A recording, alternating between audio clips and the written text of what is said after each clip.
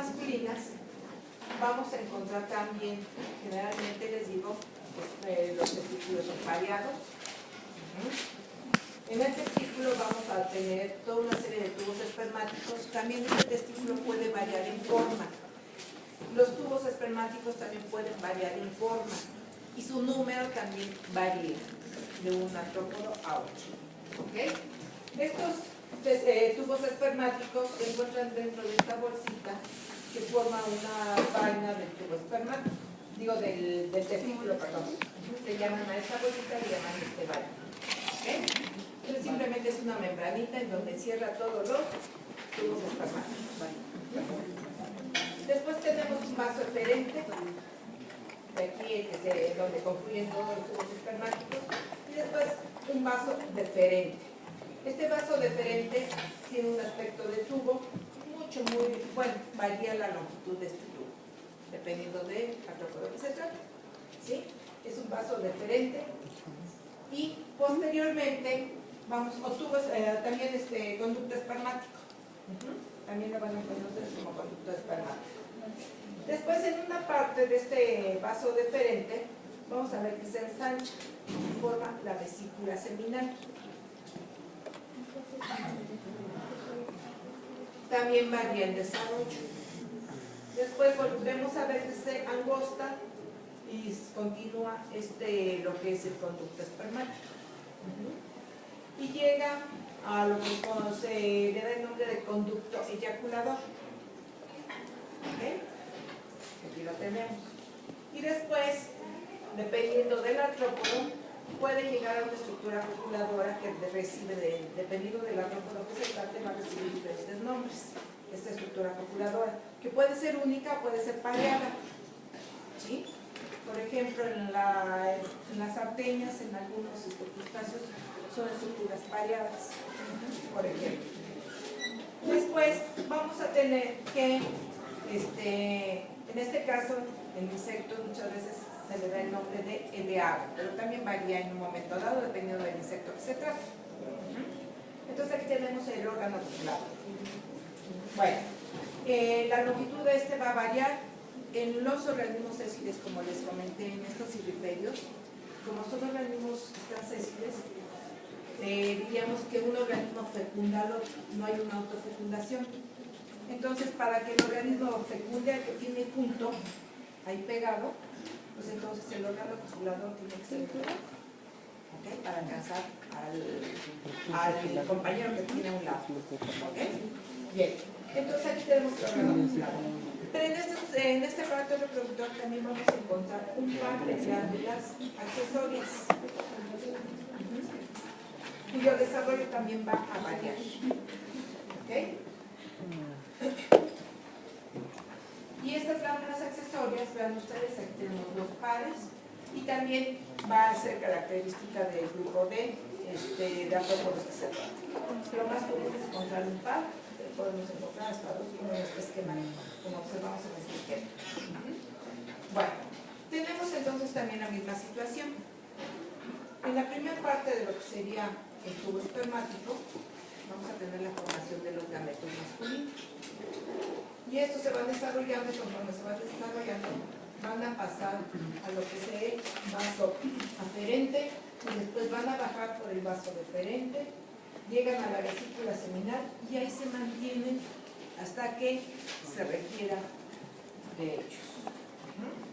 Bueno, después ya una vez que se requiere de ellos, entonces se da el apareamiento y por lo tanto se da precisamente el paso de los espermatozoides a la espermática del ¿Okay? Bueno, la glándula accesoria.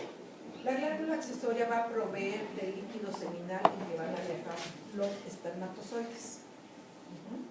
Pero se ha visto que también este líquido que provee la glándula accesoria, vamos a tener que de alguna forma estimula a la hembra para que empiece a desarrollar, a formarse nuevos gametos femeninos y que los que ya están maduren con mayor rapidez. Entonces, esa es una de las funciones de estas glándulas accesorias. Pero también otra de las funciones es que Hay artrópodos que no presentan un órgano copulador realmente. Entonces, los gametos masculinos se guardan en una especie de paquetes. Estos paquetes varían de forma y a estos se les da el nombre de espermatóforos.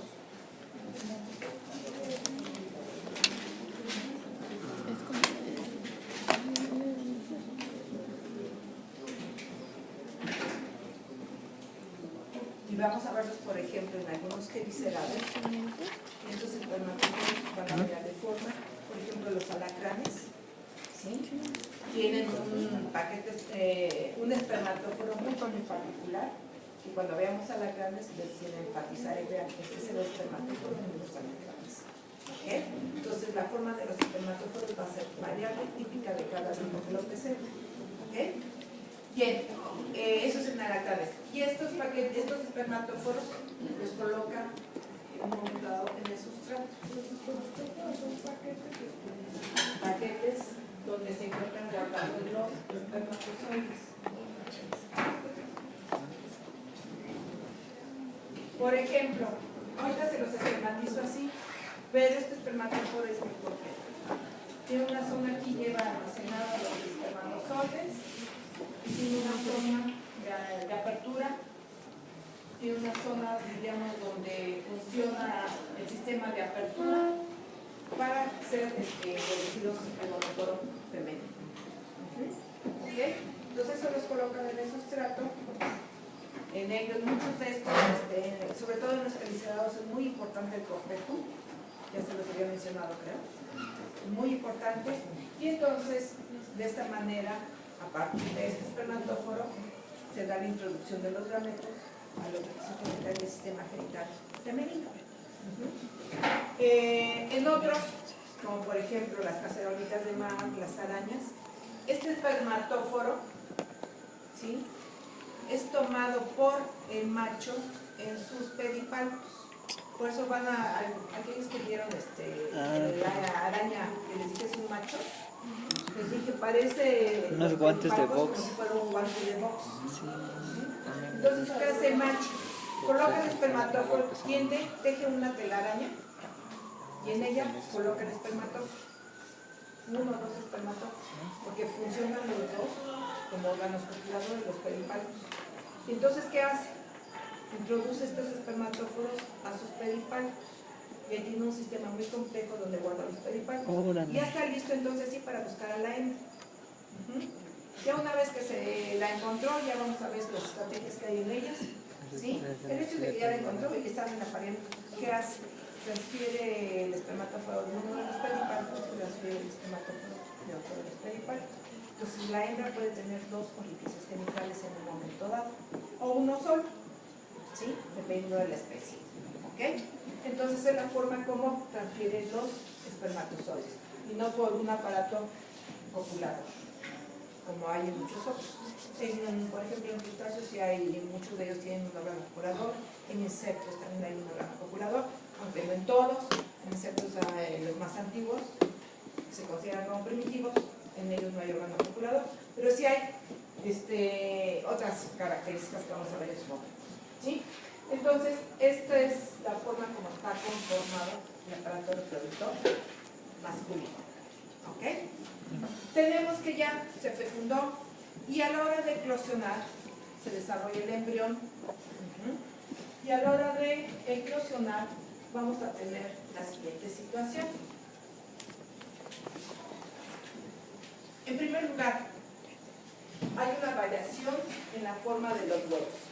Los especialistas que se dedican a cada grupo muchas veces ya reconocen, pues este es de la especie fulanita o de la familia fulanita, ¿sí? Pero eso es a nivel de especialistas. ¿Ok? Bien. Después, esto que está implicando la forma como agrupan los huevos, el colorido de los huevos y la ornamentación de los huevos, es lo que da precisamente estos indicios. ¿Ok? Bien. Después, ¿qué es lo que vamos a tener? Se desarrollan ahí, porque tenemos también dentro de artrópodos organismos vivíparos. La gran mayoría hablamos de organismos ovíparos, ¿sí? La gran mayoría. Pero podemos hablar de algunos que pueden ser vivíparos, y otros que se llegan a manejar como ovovivíparos. Como los alacranes. Algunas especies de alacranes pueden ser vivíparas. Bueno, entonces ya tenemos que eclosiona el pequeñín del huevo. Al eclosionar vamos a tener dos cosas. Uno, que el pequeñín tenga ya el número de metámeros completos de acuerdo a la especie.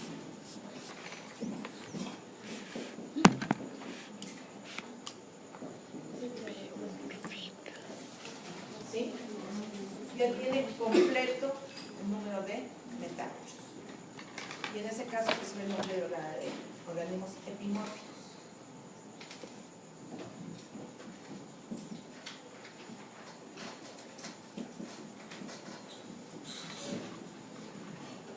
Pero también vamos a tener que hay organismos que al eclosionar todavía le falta tener el número de metámeros completos, completar su número de metámeros.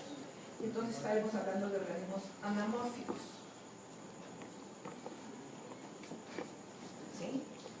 En el caso de epimórficos puede decirse que la mayoría, no todos, pero la gran mayoría de los quelicerados son organismos epimórficos. En el caso de miriápodos, algunos son epimórficos. ¿Sí? Algunos miriápodos.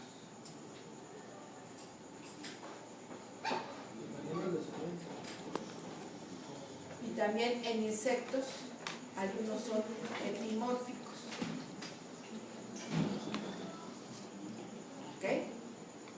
Estos que son anamórficos también desarrollan sus demás metámeros como los anélidos por la base de... Durante el estado juvenil es como van desarrollando los metámeros a partir del piquillo.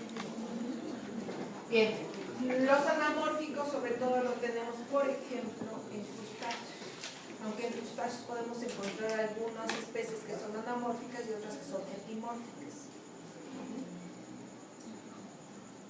¿Ok? Bueno. Entonces esto hace referencia en cuanto al número de metámeros. ¿Sí? Bueno. Después ya veremos que dentro de lo que son los artrópodos, recordarán ustedes que en la diagnosis mencionamos que presentaban metamorfosis. Se le dio una condición de un metamorfosis, había cambios durante el desarrollo. ¿Ok? Entonces la gran mayoría presentan metamorfosis. Pero también encontramos otros organismos en los que no hay metamorfosis. Entonces hablamos de organismos ametamórficos.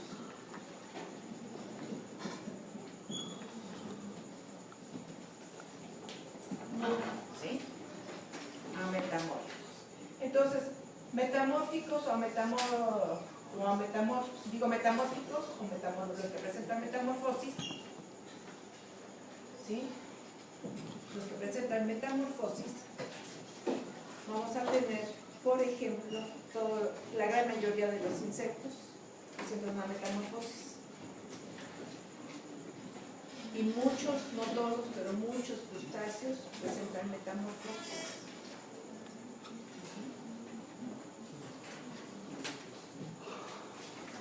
Aquellos crustáceos que son anamórficos presentan metamorfosis. Y de ahí que tenemos los diferentes estados larvales. ¿Sí? Estadios larvales, tenemos las larvas, entonces tenemos estas larvas, o este estado larval tiene varios estadios larvales. Y cada larva tiene ciertas características y va a ser el nombre que se le va a asignar. De cara del niño